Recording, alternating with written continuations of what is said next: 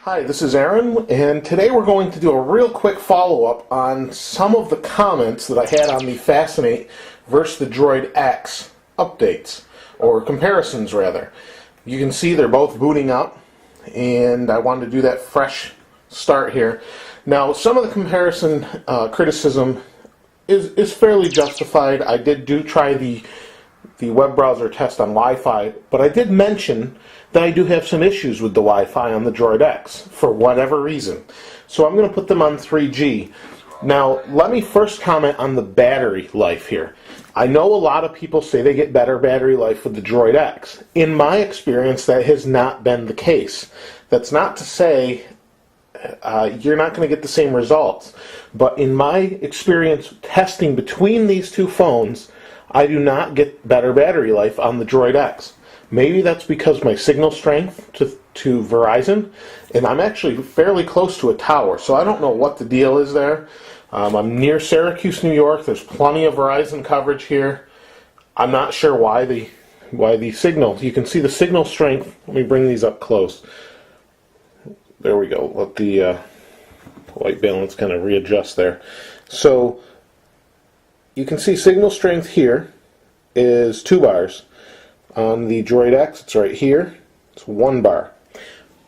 We can still test it that way, and I mean maybe we can switch it and see if we get better reception.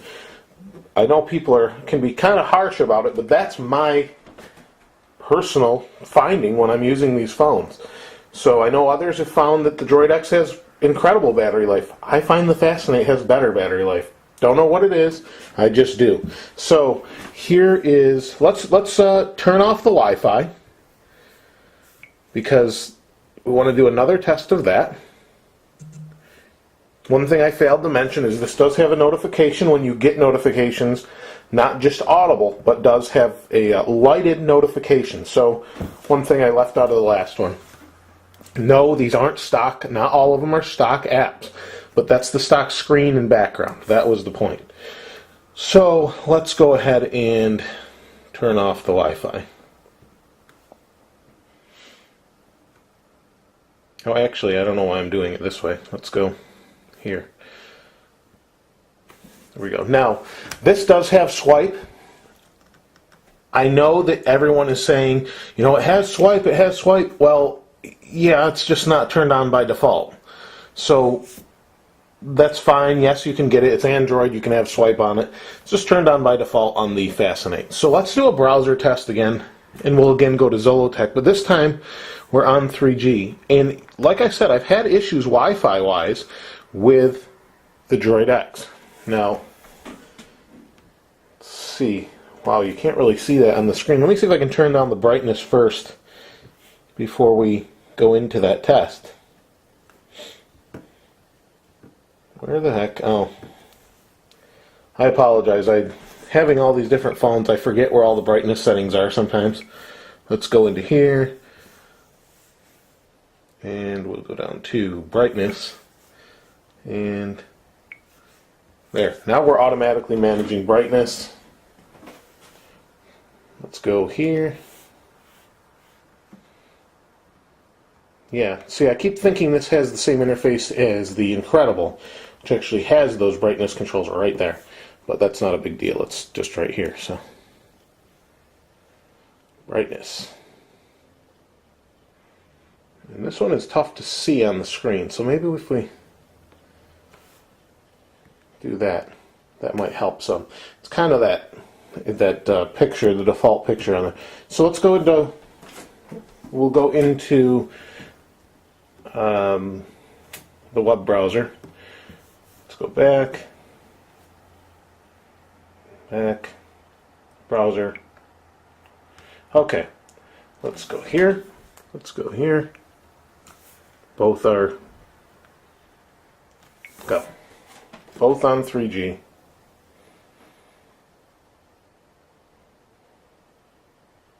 Now they both have 1 bar of signal strength, 1 to 2 bars right now.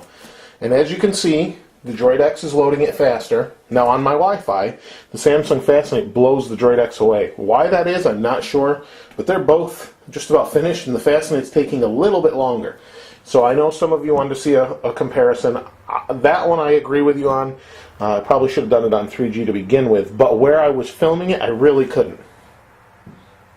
Just because I didn't have a signal and I was trying to get, so you could see the detail of the phone better. So that's it. I mean, the Droid X, I know a lot of people think I'm hating on the Droid X. I'm not. I like the Droid X.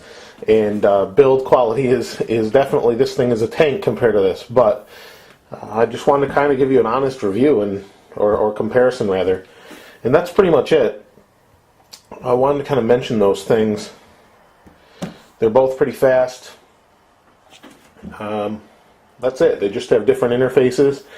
And as with any Android phone, they're both extremely customizable. You could make this look better than this, or if you don't like the look of this, you can make this look like that with some add-ons. So, wanted to mention a couple more things. This has Bing. Why that is, I'm not sure. I forgot about that. I left it out. Bing isn't necessarily bad, but it's very weird that it's on a Google phone. It's just strange that they did that. This also has some issues with GPS that I left out. I forgot about. Again, I don't necessarily have all these problems that other people are saying, but a lot of people are having issues with the GPS. This is a more stable phone, supposedly. I haven't had any of those issues. That's why I didn't bring them up. Just wanted to clarify that. So, if you guys have any other questions, something you want to see, something you think I left out, please feel free to comment. I understand. None of these are perfect, but I have almost every single Android phone now, and these are my experiences using them. So, please, again, feel free to comment and let me know what you think. This is Aaron. We'll see you next time.